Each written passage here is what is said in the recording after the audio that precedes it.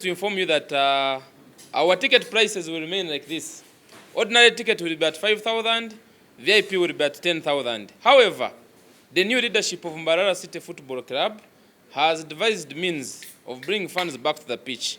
For the first 3 games, we are going to be according free entrance to the fans as long as you have our new jersey for this season.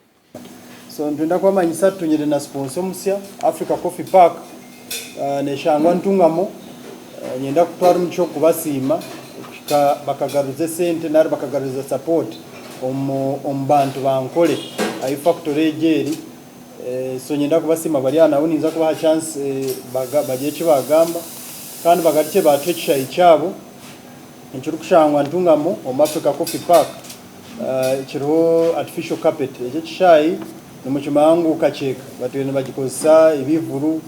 nebindi bintu twire nibijisha so abakuru ba Uganda Premier League na FIFA batwire nibajanga kwate te meeting standards ezibakwetinga so twenduzana rwa mwanja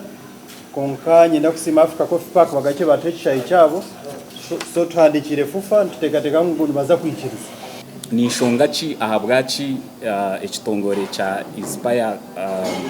Coffee Park chisupportingira omupira omwani nkihanga nugwego kusinga yo kuturetera esente kandi nkoko mukimanya omwani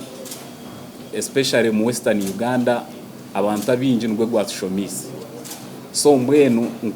nkihanga nka Western Uganda tuine kutandika kunywa omwani gwitu